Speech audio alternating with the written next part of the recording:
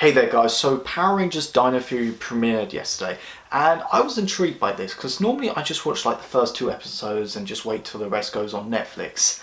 Even though like they've really cut that up. I mean, the new Power Rangers season should just go on Netflix. I mean, I thought Nickelodeon was going to end their partnership with Hasbro after Beast Morphers, but they're still going to put it on Nickelodeon. I just wish they just put it on Netflix and so everyone around the world can see it. But pretty much they did the opposite. All the older seasons are going on YouTube, thank God.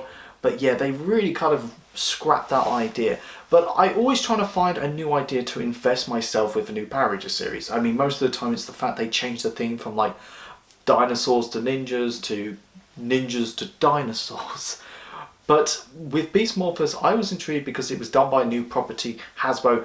Even though it's pretty much done by the same team from the Neo Saban era, even though Beast Morphers turned out really good. So we were all making a big deal of Beast Morphers than it was, but with Dino Fury it actually felt like it had a fresh perspective and what the show can do. It had a new showrunner, it had the stunt coordinator from the Disney era seasons, and I love the stunt work from the Disney era seasons. I think Mystic Force has the best stunt work today, and it has a new composer. What did I think of Destination Dinohenge? I liked it. I'm not one of those people who are like, oh my god, it was amazing. I mean, Power Rangers is back on track. I mean, I still prefer Beast Morphers premiere, and I'm surprised so many people are praising the series already just for this one episode. Look, even bad seasons had great premieres like Operation Overdrive. I think I'll wait for a few more episodes and I can get my real feel of the idea of how I feel about this season. I mean, when it comes to premieres, I think I just prefer two-parters. But, I mean, with one episode, it's okay. It works. It's effective. It's done before, and it worked efficiently with like Mighty Morphin and Lightspeed Rescue, and of course, Dino Fury. First thing I gotta say, I love the suits. I love the night-themed helmet, along with the upper half. You get this half silver, half coloured of the Ranger. If I was doing a top 5 suits, this would be up there for discussion. Now the opening theme, I have this weird relationship with it. I really like it, but then I don't at the same time. I like the techno vibe. I like it when it goes like, evolution, revolution, mighty Rangers rise. But then it goes for like, go go Power Rangers, go go Power Rangers. It's been used so many times. This is like the 20th time the Power Rangers has used it, and the opening theme is only like 30 seconds long and it doesn't really give you much. It gives you, oh, here's some Rangers, here's some monsters, here's some Megazords. I wish we got an insight on the villains of the series and the supporting characters. There's a lot more they could have done with it. So the episode starts with Amelia, the Pink Ranger. She works for this like internet entertainment news sensation known as Buzz Blast, which is Power Rangers' version of BuzzFeed, and I'm waiting for Hasbro to sue them. That'd be so funny. But basically, she wants to become a journalist. She wants to do this story on this place called Dinohenge. Her boss doesn't like the sound of that because she doesn't believe in ghosts, even though she lives in a world full of giant monsters whatsoever. Yeah, but like, so basically Dinohenge is basically Stonehenge in the middle of a forest, and you have dinosaur-shaped stones. And the one thing I liked about this, and I love it so far because it's not high schoolers, and I was like, oh, please don't do high schoolers, because I feel like it's been done so many times, and like it started off fine with like Mighty Morphin and Zeo, and Dino Thunder did it perfectly, but when you got to like Ninja Steel and Super Mega Force, it was just butchered. It wasn't fun anymore. So I was kind of like, I'm kind of done, unless it's done well, which I doubt it these days. So Amelia heads to the forest and she has this like device which shoots a net and can sap them. And she instantly does that to Ollie, and you can already tell she's going to be like the techno person for the series. And I'm hoping they don't go overboard with it like they did with Ninja Steel, because she made inventions like a hoverboard, which doesn't impact the world whatsoever. But I liked it. She was like the techno person, but she doesn't like go crazy with the whole idea. She can create some unique things, but small things. But yeah, she says sorry to Ollie. They head to Dinohenge, and I think Dinohenge should be like a tourist attraction at this point. Yeah, so they bumped into Ollie's mum, and she's like, I like her already. You only met her for like 5 seconds.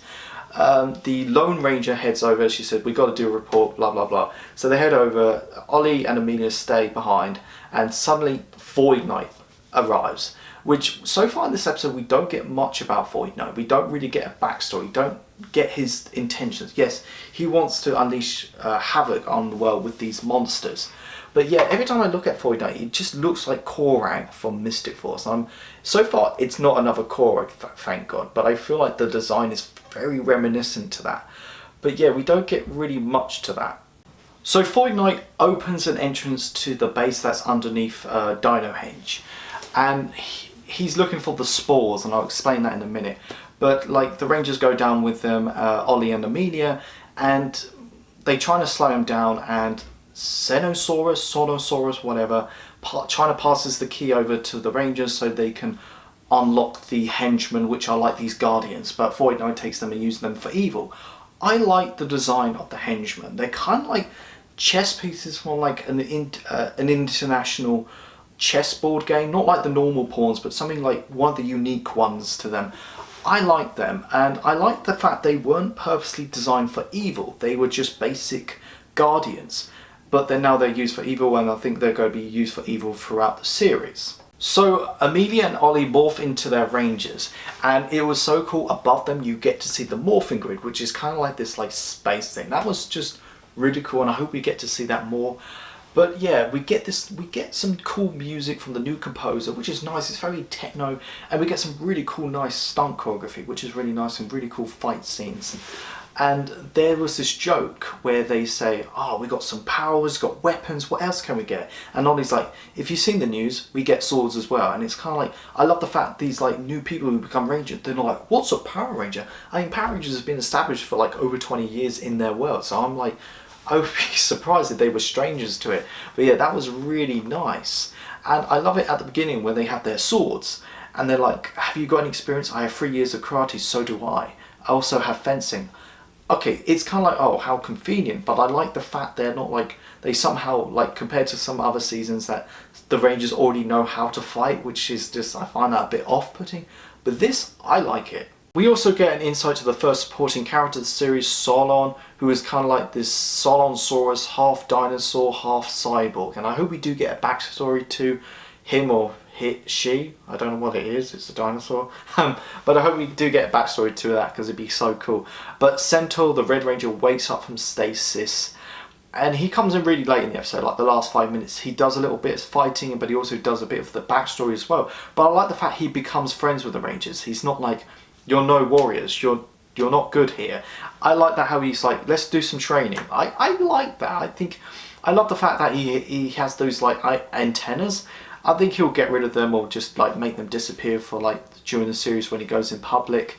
But yeah, I like the fact that we do have like a Red Ranger who's actually an alien. It's not like, oh, I'm from outer space, but I'm still from Earth, like they did with Ninja Steel, and that didn't really help the series whatsoever. But this sounds promising. So at the end, Centaur explains the backstory. 65 million years ago, a planet Ravcon was invaded by these monsters, and the Knights of Ravcon wasn't able to defeat them. But the monsters managed to destroy most of Ravcon and head off to Earth, but the Knights wouldn't allow that, so they head off to Ravcon and fight alongside the dinosaurs, which is really cool. But they still weren't powerful enough when they grew giant size. But the Morphin Masters came, oh my god, and gave them the powers of the dinosaurs, and they became the Dino Fury Rangers, all 6 of them. We even get the Gold Ranger, which is kind of cool. I know the internet is just blowing up with this because the Morphin Masters from the comics actually turn up, even though the comics is its own continuity and it's not really part of canon. And the Morphin Masters did show up like briefly once back in the like episode 7 of the first series of Mighty Morphin, when they like put eggs in the sea because they were powerful or something. You know, that episode with the giant chicken. I mean, wouldn't it be so cool if we actually get a sequel to that episode in Dino Fury? Because I feel like it's kind of hinted in that. Why would you have the Morphin Masters? But yeah, I mean, it'd be cool if we get other stuff from the comics, like maybe a Ranger Slayer or like Psycho Green. That'd be cool. But I loved it, and a lot of people were worried about this. Like, it wasn't going to like establish the night theme, which does play a really crucial part in this episode. I mean, it's very difficult. You have dinosaurs and knights. I mean, they're 2 different time periods. But yeah, I accept the fact they're knights from another world, and they're technically the first Ranger team now. But the Rangers managed to defeat the monsters, but not technically destroy them. They turned into these spores, which are like these funny, cute eggs. They're kind of like hearts with warts, but they were put into storage till Void Knight came, but they're instantly released throughout the city in hibernation. And the Red Rangers said they're hibernating and they'll be growing to their monsters one by one. I'm like saying to myself, why can't they just unhatch like all together or more than once? I mean, I'm guessing because the Rangers destroyed one of them one at a time, so like every day, so like there's a new monster every day. That's kind of my feeling, but I like the idea, oh, the Void Knight doesn't have access to them, but they're scattered throughout the city. So that works, and one was already open already, this one with a horn, I think it's called Rush Horn or something like that. That was kind of cool. So the Green and Black Ranger aren't in this episode. I don't think they'll show up to like episode 4, which is fine, because I'd like them to do a bit more establishing about this world and the Rangers, get them to build their character more. The Gold Ranger, his dagger is not on display, so I have two theories about it. For one, his dagger is like hidden somewhere underground, it's not with the other weapons, so somebody in the city will find it and unlock it. Or two, the Gold Ranger is put into stasis, he's frozen or something like that. That's my theory. So overall, Dino Fury's premiere, Destination Dinohenge, I really liked it. I didn't love it. I still think Beast Morphers had a better premiere. This wouldn't be in the discussion for the top 10 premieres, but it's better than some. If I had to give it out of 5, 1 for being awful and 5 for being great, it's like a 3.5. A lot of people said, oh yeah, it's amazing because it doesn't focus on the Red Ranger that much, it focuses on the Blue and Pink Ranger. But I'm like, yeah, but RPM did that before with like the Green and Black Ranger, and that was way better. But yeah, they did some really unique things. They showed us some really cool stuff. I mean, it had some really great stunt work to it, some great world building. But yeah, I'm invested, but I'm not like overhyped so far. I need to wait for another couple more episodes. But overall, yeah, I give this like a 3.5 out of 5.